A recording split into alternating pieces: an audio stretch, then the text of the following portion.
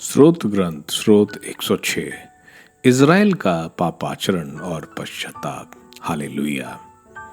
प्रभु की स्तुति करो क्योंकि वह भला है, उसका प्रेम अनंत काल तक बना रहता है। प्रभु के महान कार्यों का वर्णन कौन कर सकता है, उसके यथा योग्य स्तुति कौन कर सकता है। धन्य है वे जो न्याय का पालन करते और हर समय सदाचारण करते हैं। प्रभु, जब तू अपनी प्रजा पर दया दृष्टि करेगा तो मुझे भी याद कर। जब तू उसका उद्धार करेगा तो मेरी भी सुधि ले, जिससे मैं तेरे कृपा पात्रों की सुख शांति देखूं, तेरी प्रजा के आनंद से प्रफुल्लित होऊं और उसकी महिमा का भागी बनूं। हमने अपने पूर्वजों की तरह पाप किया, हम भटक गए, हम अपराधी हैं। हमारे पूर्वजों ने मिस्र में रहते समय तेरे अपूर्व कार्यों का अर्थ नहीं समझा। उन्होंने तेरे असंख्य वरदान बुला दिए और लाल सागर के पास विद्रोह किया। अपने नाम के कारण और अपना सामर्थ्य प्रदर्शित करने के लिए प्रभु ने उनका उद्धार किया। उसने लाल सागर को डांटा और वह सूख गया। उसने उन्हें गहरे सागर के उस पार पहुंचाया, मानो वो मरुभूमि हो। उसने उन्हें बैरियों के हाथ से छुड़ाया, उसने शत्रु के हाथ से उनकी रक्षा की। जलधारा ने उनके शत्रुओं को ढक लिया, उनमें एक भी शेष नहीं रहा। उस समय उन्हें उसके शब्दों पर विश्वास हुआ और उन्होंने उसका स्तुतिगान किया। उन्होंने शीघ्र ही उसके कार्य भुला दिए और उसकी योजना पूरी होने की प्रतीक्षा नहीं की। वह मरुभूमि में अपनी वासनाओं के शिकार बने।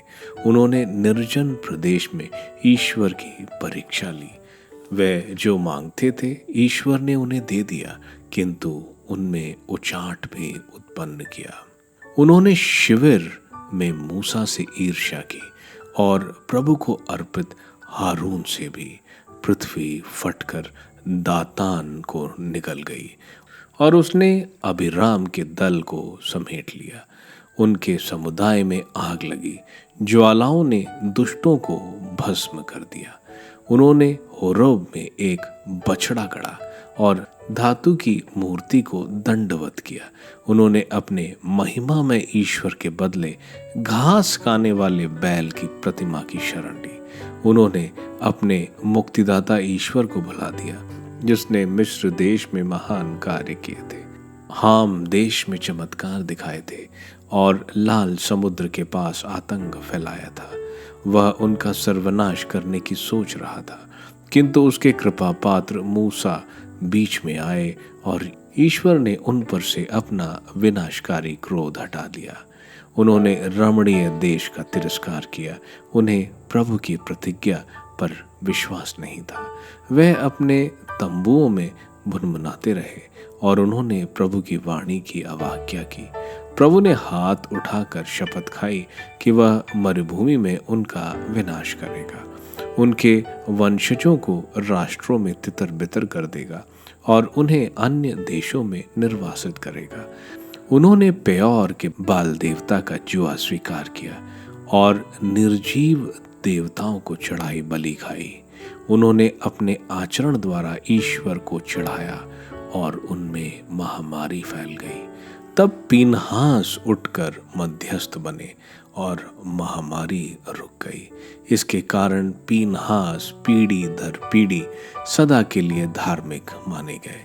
इजरायलियों ने मरीबा के जलाशय के पास ईश्वर को चिढ़ाया और मूसा को अनिष्ट किया, क्योंकि उन्होंने मूसा के मन में कटुता उत्पन्न की और उनके मुंह से अविवेक पूर्ण शब्द निकले। उन्होंने उन राष्ट्रों का विनाश नहीं किया जैसा कि प्रभु ने उन्हें आदेश दिया था। वे उनसे मेल जोल रखने और उनकी धर्म रीतियां अपनाने लगे। उन्होंने उनकी देव मूर्तियों की पूजा की, वह उनके लिए फंदा बन गया। उन्होंने अप देवताओं के आदर में अपने पुत्र पुत्रियों को बलि चढ़ाया। उन्होंने निर्दोष रक्त बहाया, अपने पुत्र पुत्रियों का रक्त, जिसे उन्होंने कानन की देव मूर्तियों को चढ़ाया। देश रक्त की धाराओं से अपवित्र हो गया। वे अपने आचरण से दूषित हो गए। उन्होंने प्रभु के साथ विश्वासघात किया। प्रभु का कोप अपनी प्रजा पर भड़क उठा। वह अपनी विरासत से घृणा करने लगा। उसने उन्हें राष्ट्रों के हाथ छोड़ दिया और उनके बैरियों ने उन पर शासन किया। शत्रु ने उन पर अत्याचार किया। उसके हाथ ने उन्हें नीचा दिखाया। प्रभु ने बारंबार उनका उद्धार किया, किंतु वे अपने कुकर्मों द्वारा उसके विरुद्ध विद्रोह करते रहे। फिर भी उनकी दुहाई सुनकर वह उनकी दुर्दशा पर ध्यान देता रहा।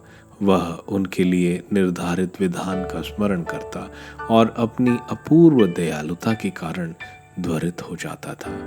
जो उन्हें बंदी बनाकर ले गए थे, उनमें उसने अपनी प्रजा के प्रति दया उत्पन्न की। प्रभु हमारे ईश्वर, हमारा उद्धार कर, राष्ट्रों में से हमें एकत्र कर, तब हम तेरे पवित्र नाम धन्य कहेंगे और तेरी स्तुति करते हुए अपने को धन्य समझेंगे। प्रभु इज़राइल का ईश्वर सदा सर्वदा धन्य है।